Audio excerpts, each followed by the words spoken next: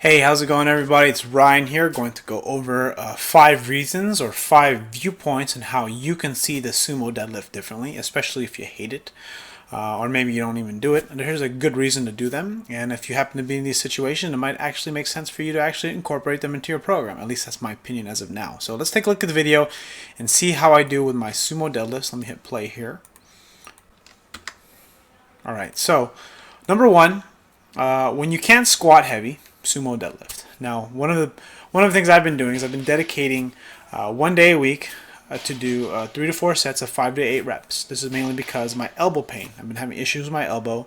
I've been having issues with my knee, but I've always been able to work around that. But the elbow pain is ridiculous because it makes it difficult to deadlift. It makes it difficult to bench press. It makes it difficult to do everything. So I can't really, essentially, I'm not going to be able to make progress on anything if I can't move. So as a way to build and maintain quad strength, I've been doing front squats a lot, but if you think about it, sumo deadlifts actually helped in a similar manner. Now, of course, it's not ideal, and if you can squat heavy, stick to squatting heavy, but the way to look at sumo deadlifts is a way to build quad strength and squat strength in a different way.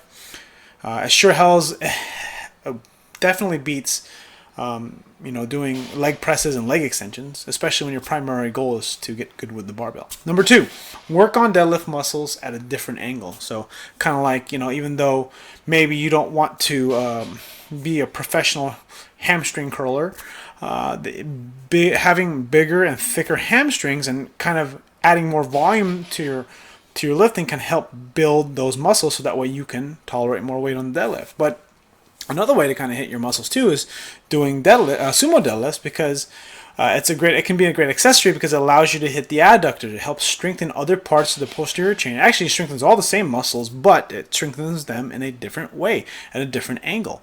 It's kind of like the difference between, I guess you can look at it as doing flat bench or incline bench, sort of a way to shape and work on different muscle groups. It also helps promote more of a knees out position.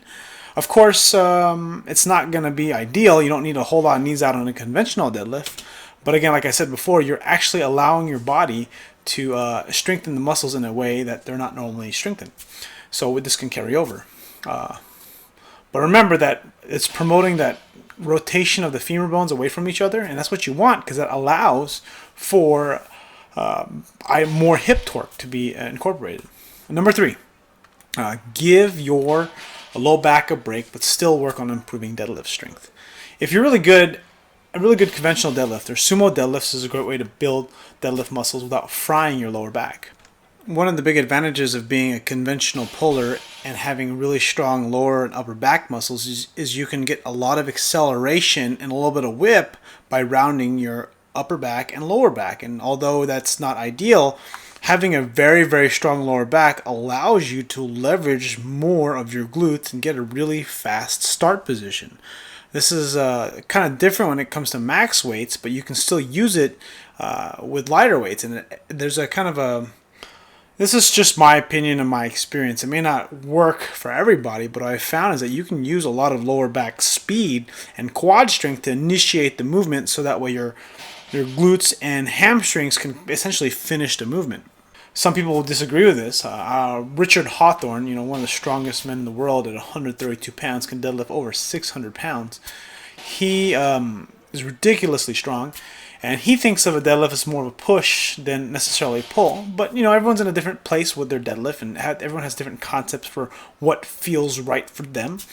So kind of one way you can look at it is just a way to sort of not fry your lower back, because your lower back does, essentially, when you're working a lot of volume, you're going to get sore there. And when you push it, you're going to not be in neutral spine all the time, and you're going to round just a little bit, sometimes in that low back when you're tired and you're trying to push your limits, especially when you're doing deficits. So this allows you to kind of essentially give your low back a break and focus more on your leg drive in a different way. Number four, invest in something you might need down the road. What I mean by that is that sometime in my life, I want to be able to deadlift 700 pounds, and I would love to do it at a 198-pound weight class. Now, of course, there's a possibility that I might get stuck. I know that Dan Green, I'll link a video in the description below of him talking about him getting stuck around 300 kilos doing deadlifts on conventional. It's a really good video. It's an interview of him in Australia. I think after he did the world record, kind of total at a 220 class, I want to say. It might be 242. Anyways, it's a kind of a great testament, kind of how he went back and forth from conventional to sumo. And he was stuck around 660 for several years, I think 2 years. And so I figure, why not invest some time now? It takes me a really long time to learn something, so I figure I'll just start working on it without necessarily trying to absolutely perfect it, just add it to my workout program. And since I can't really have those long squat sessions, which I usually, even though it sounds crazy that I would enjoy those, I enjoy them because you can make progress when you have fucking crazy heavy squat sessions. And I can't have them because of the issues I've been having.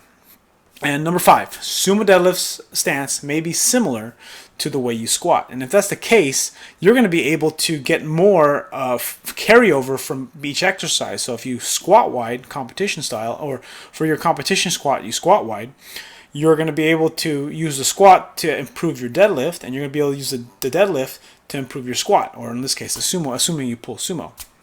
Now, as you imagine, you just think about the muscles you're using. Of course, the range of motion is different, positions are different, but you get the idea. You get to strengthen the muscles in a way that allows for similar muscles to be trained in similar positions, very similar positions. That's kind of why I like deficit deadlifts, because you're just raising it just a little bit. And that's not the reason why I don't like deficit deadlifts for improving the deadlift, is simply because once you raise it too high, it gets you in too awkward of a position. That's kind of getting away from the main movement. But anyways, those are my opinions. You may have different opinions. You may completely disagree with everything I've said. I have the right to change my opinion at any moment, because this is my journey and I'm just sharing it with you. And if you like to share I'm guessing some of you that are watching my video have been maybe lifting longer than me, and I'd like to hear your opinion. What's your opinion of sumo deadlifts and conventional deadlifts? Why don't you tell me kind of like if you've switched and why you've switched, or maybe do you do both? Do you treat them equally? And I'm finding myself, I'm going to just treat them equally. Because, in competition, you want to use all the rules to your advantage. That's the whole purpose of it. But also, I hear a lot of people talk shit about sumo deadlifts. And I've always said, or I said in a previous video, that sumo deadlifts to me are harder. And you know what? It's just lifting weights, man. That's all it is. And it's fun. And you want to get the most out of it as you can. And there's so many different ways to do it. And if the rules allow you to sumo deadlift, then there's nothing wrong with that. It's just part of the rules. But again, my opinion. I'd like to hear your thoughts. If you like to see some of the stuff I mentioned in the video, take a look at the description. There'll be some links in there. There's also a related blog post to this video, and you can read that if you like reading. Or you can share this with someone you know that would rather read something than watch this video. Anyways, share my channel because I want to build it. Thanks for watching, and I'll see you guys on the next video.